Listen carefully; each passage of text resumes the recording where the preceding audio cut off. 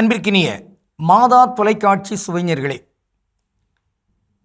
தமிழினிய நெஞ்சங்களே, வணக்கம். திரிகடுகத்தில் இணைந்திருக்கும் உங்கள் ஒவ்வொருவருக்கும் நன்றியின் வாழ்த்துகள். இன்று திரிகடுகம் 11ஆம் செய்யுளை நாம் பார்க்கின்றோம். விழியாதான் கூத்தாட்டு காண்டலும் வீழ களியாதான் காவாது உரையும் தெளியாதான் கூரையுள் பல்காலும் சேரலும் இம்மூன்றும் ஊரெல்லாம் நோவது உடைத்து என்று விழியாதான் கூத்தாட்டு காண்டல். அது என்ன? விழியாதான் கூத்தாட்டு காண்டலும். நம்மை அழைக்காதவர்கள் யாரேனும் இருக்கிறார்கள் என்றால், அவர்கள் ஒரு கலை நிகழ்ச்சியை நடத்துகிறார்கள் என்றால் அந்த இடத்துக்கு நாம் செல்லக்கூடாது. நாம் மதியாதார் தலைவாசல் மிதியாதே என்று சொல்லப்பட்டிருக்கிறது. இது அழைக்காதவர் கலைக்கூடம் மிதியாதே, செல்லாதே. எதனால? ஏன் அப்படி?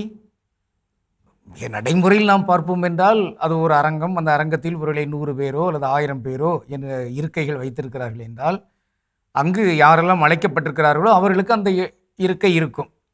கூடுதலாக ஒருவர் அழைக்கப்படாமல் செல்கிறார் என்றால் அது எல்லாருக்குமே ஒரு தொந்தரவு.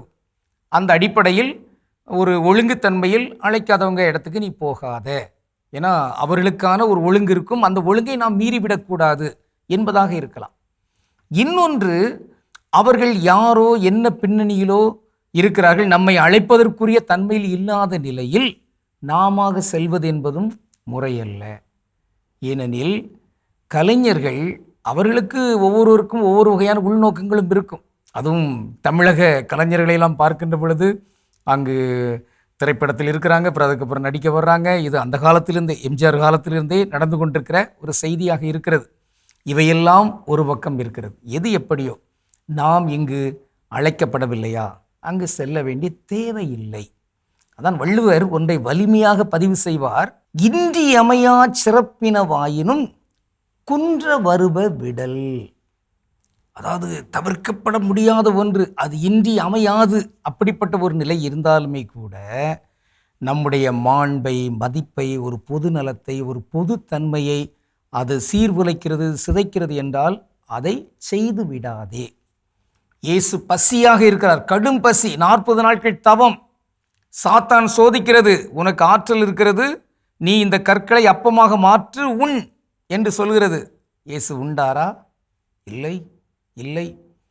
தவிர்க்கப்பட முடியாத ஒரு தேவை என்று இருந்தாலுமே கூட ஒரு கல்லை அதனுடைய உரிமையை மீறி ஒன்று செய்ய தேவையில்லை. கல் கல்லாக இருக்க வேண்டும், உணவு உணவாக இருக்க வேண்டும். கல்லை எப்படி என்னுடைய தேவைக்காக நான் உணவாக மாற்றுவது? அந்த வகையில் தான் இன்றைக்கு உலகத்தில் இருக்கிற மாந்தர்கள் எவரென்றாலும் சரி, என்னுடைய தேவைக்காக அவர்களுடைய அந்த இயல்பை, அவர்களுடைய அந்த பண்பை, மாண்பை நான் சிதைத்து என்னுடைய தேவை நிறைவு செய்யக்கூடாது. அந்த வகையில்தான் நான் அழைக்கப்படாத அந்த கலைக்கூடத்திற்குள் செல்லக்கூடாது. அது அவர்களுடைய உரிமை, அவர்களுடைய அமைப்பு. அந்த அமைப்புக்குள் நான் அத்துமீறி செல்லக்கூடாது, எல்லை மீறி செல்லக்கூடாது என்பதுதான் இங்குள்ள ஒரு செய்தியாக இருக்கிறது. அந்த வகையில் இன்று நாம் பார்த்த இந்த செய்யுளிலே ஒரு சொல்லை எடுத்து அதை ஆய்ந்து பார்க்கலாம். என்னவென்றால், விழித்தல். இங்கு செய்யுளில் விழியாதான், அழைக்காதவன் என்று இருக்கிறதே, அந்த விழித்தல் என்பதை எடுத்துக்கொள்ள. அருமையான சொல் விழித்தல். அதான் ஒரு பாட்டு வரும் தானே, வருகை பாடு பாடுவாங்களா, அழைக்கிறார் இயேசு ஆண்டவர். அழைக்கிறார், நல்ல தமிழ் சொல், ஒன்றும் தாழ்வில்லை. ஒருவேளை இன்னும் இனி வருகின்ற பாடல்கள் இப்படியும் வரலாம். விழிக்கிறார் இயேசு ஆண்டவர், விழிப்புணர்வு நாம் கொள்ளுவோம் அப்படின்னு பாடலாம். புதிய புதிய கவிஞர்கள் இப்படியும் இந்த சொற்களையும் பயன்படுத்துங்கள். ஆக விழித்தல் என்றால் அழைத்தல், கூப்பிடுதல் என்பதான் அதனுடைய சொல். அதிலிருந்து தான் வெல்விழி, வெல்வதற்கான ஒரு சவால் என்பது உறுதி சொல்.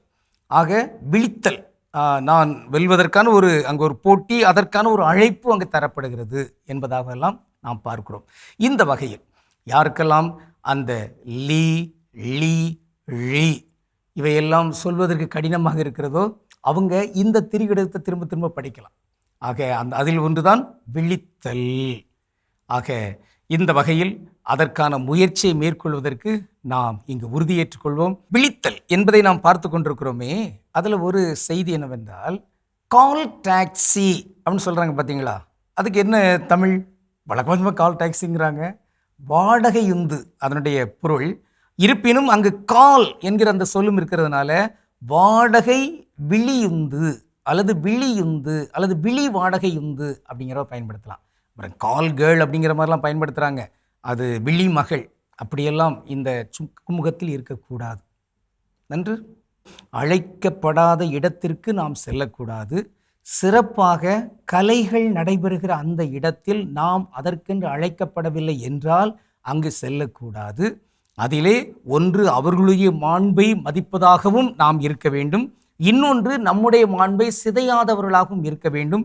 இதில் இயேசு சொல்கிற ஒரு எச்சரிக்கையும் உள்ளத்தில் பதித்துக் கொள்ள வேண்டும். பன்றிகள் முன்னால் முத்துகளை போடாதே. அழைத்தவர் ஒருவேளை அதற்குரிய தன்மையில் இல்லை என்றால் கட்டாயம் நாம் அவர் அழைக்கவில்லை என்கிற அந்த சூழலில் போகவே கூடாது என்பதுதான் ஒரு திட்டம். இதை உறுதியாக ஏற்றுக்கொண்டு கடவுளுக்கு திருடமானால் மீண்டும் நாளை திரிகடகத்தில் இணைந்து மகிழ்வோம். நன்றி, வணக்கம்.